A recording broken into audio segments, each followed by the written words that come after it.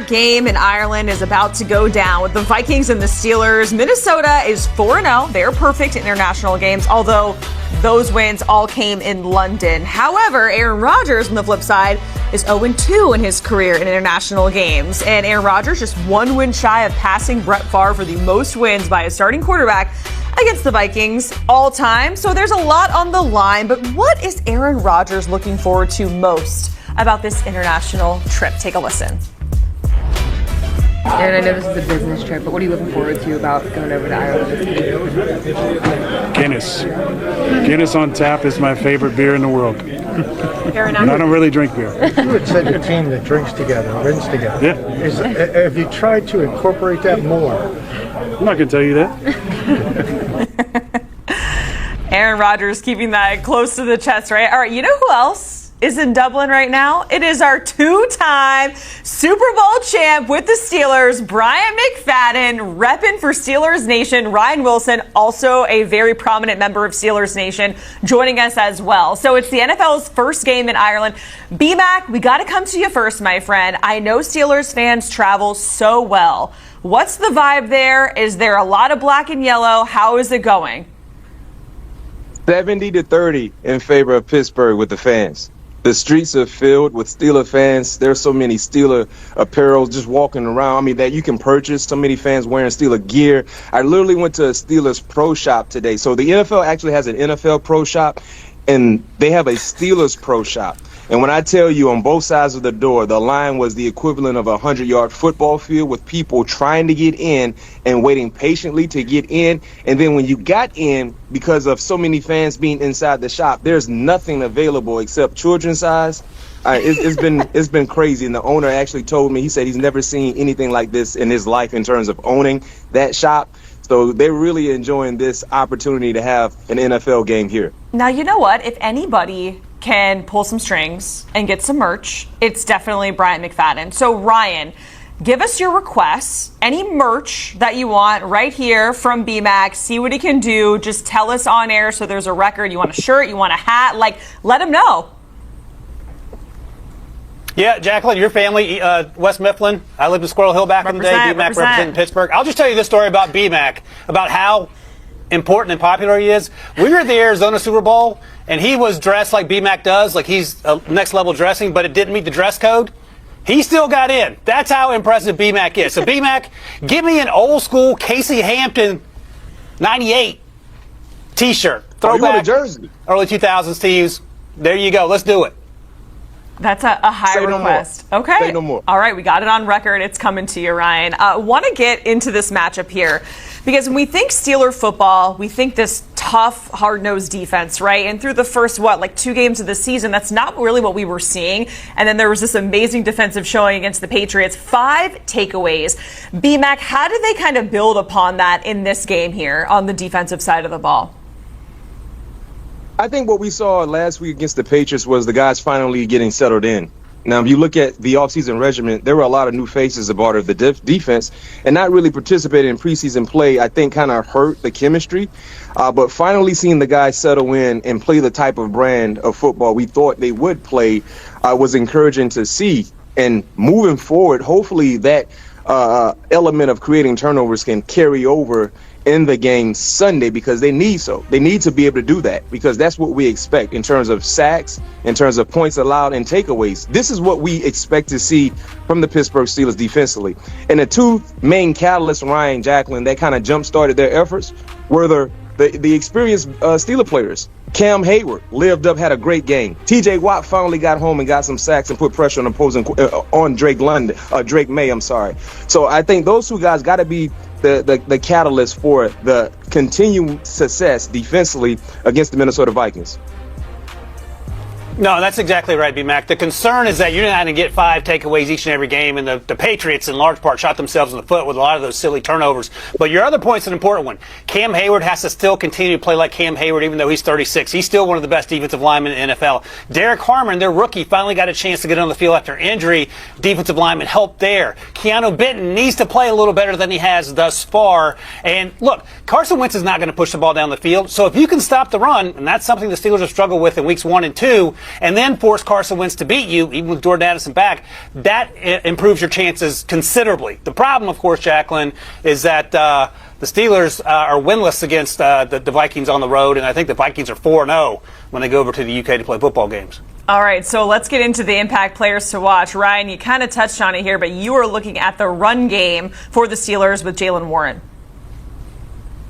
Yeah, unfortunately, Jaylen Warren's questionable with a knee, but fingers crossed he plays, because he is going to take a ton of pressure off of Aaron Rodgers and Brian Flores, bringing that pressure to try to pressure Aaron Rodgers in much the way they've done over the first 3 weeks of the season, because that Vikings defense is not something to be trifled with. Isaiah Rodgers had 2 touchdown returns last week on defense, and if Jaylen Warren can man the running back position, and by that I mean 3, 4, 5 yards per carry, and then not force Aaron Rodgers in the third and long situations, that is a great development for making this game longer and keeping that Vikings offense off the field. The other thing to keep in mind is this. We don't know who the number 2 wide receiver is, because that person's yet to step up. So, again, the running game, be on point. The offensive line, starting with Broderick Jones, the former first-round pick left tackle, has to play better.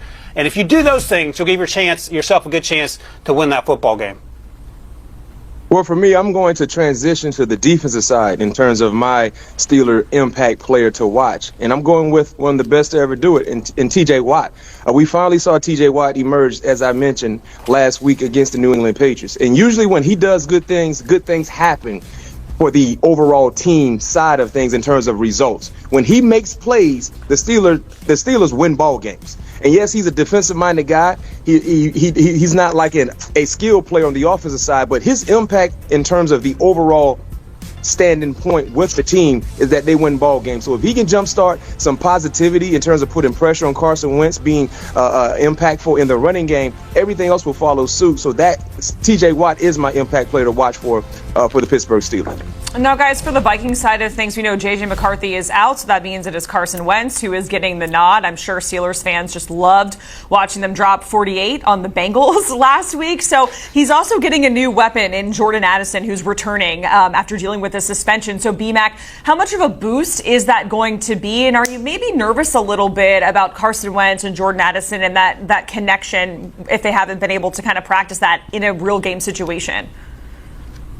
Having Jordan Addison back is a significant boost, because when you look at what he's been able to do playing alongside Justin Jefferson, those two guys can do numbers. We've seen that. You know, I consider Jordan Addison to be a wide receiver 1, but unfortunately he's playing with the ultimate wide receiver 1 in Jettas. So if you're a Carson Wentz, you have to love the opportunity of having the full arsenal back in the saddle. Jordan Addison, Justin Jefferson, T.J. Hockenson, because all 3 guys can really take over a ball game. And me personally, I know Carson Wentz is the backup guy, but I would much prefer the younger guy in J.J. McCarthy, honestly, because when you think about Carson Wentz, he has that savvy experience that can really show up in the stat sheet. And we saw that last week in a very, very efficient game from Carson Wentz. So the savvy ability to know where to go with the football. And the thing about Kevin O'Connell, he's been able to do a lot of great things with guys like a Carson Wentz, who has the experience, but once upon a time was considered a guy. It's almost like a forgotten player. But then when they get with KOC, they emerge to be a heck of a player for the organization, and most importantly, put them in positions to win ball games. I'm glad you mentioned that, B-Mac, because Mike Tomlin earlier this week said the quiet part out loud.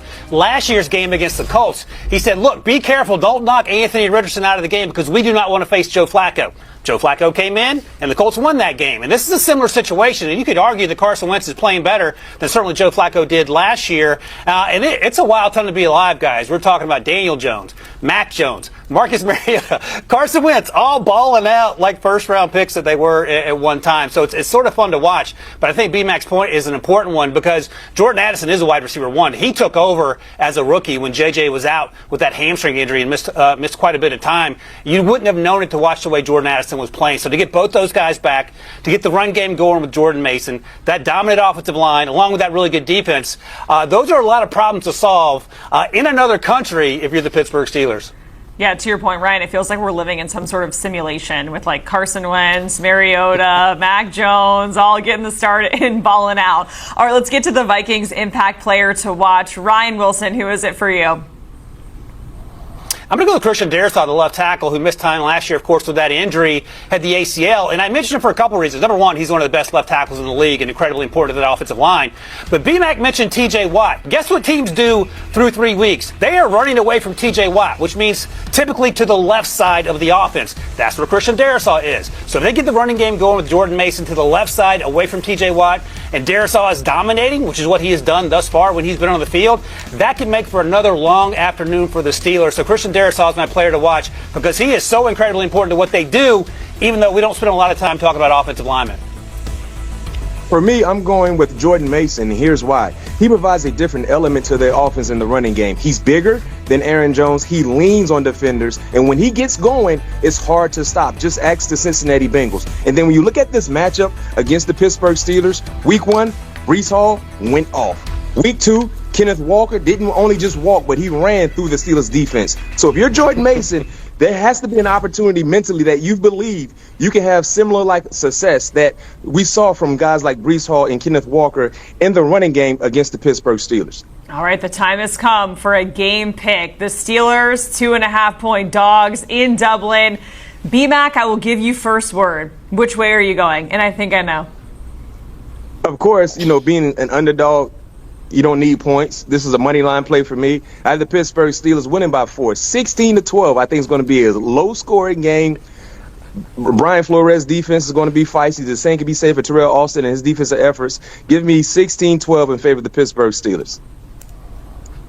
Well, first of all, producer James didn't tell me I'd be doing the sit with my people, Jacqueline and BMAC, Pittsburgh fans in their own rights. So I went with the Vikings just because the Vikings have been so good on the road. But I appreciate BMAC's enthusiasm. I hope he's right. I think it's going to be a low-scoring affair. And fingers crossed, hope isn't a plan, but I'm hoping the Steelers find a way to do this. All right, Houday Nation, I apologize. I love y'all. My dad is from West Mifflin, so that is why Ryan Wilson is saying that.